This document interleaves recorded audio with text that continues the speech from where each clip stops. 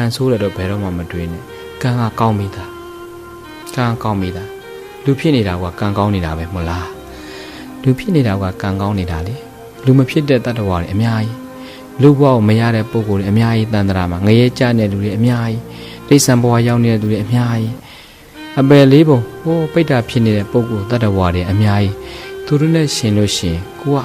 လူဘဝကိုရနေတာကကန်ကောင်းမိတာပေါ်ပြီးကန်ကောင်းတာလူချင်းတူတာမှကိုလည်းအင်္ဂါပြည့်စုံနေတယ်ကိုမှနားတယ်ကြားခွင့်ရှိနေတယ်မျက်စိတွေမြင်ခွင့်ရှိနေတယ်နှာခေါင်းနဲ့နံခွင့်ရှိနေတယ်ရှားမအရသာခံခွင့်ရှိနေတယ်ခန္ဓာကိုယ်လှုပ်ရှားခွင့်ရှိတယ်အဲ့ဒီကိုလည်းအင်္ဂါစုံစုံနေနေလေးတွေနဲ့ဖြစ်နေတာကကိုဘွားကန်ကောင်းမိတာပဲ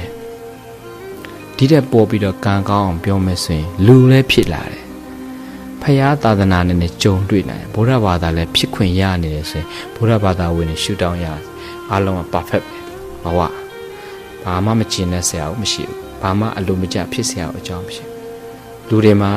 ကိုယ့်ဘဝကိုမကျင်မနဲ့ဖြစ်သူတစ်ပါးကိုအားကြတယ်ဆိုတာကကိုယ့်ဘဝမပြည့်စုံလို့မဟုတ်သူတစ်ပါးရဲ့ပြည့်စုံမှုကိုကြည့်ပြီးတော့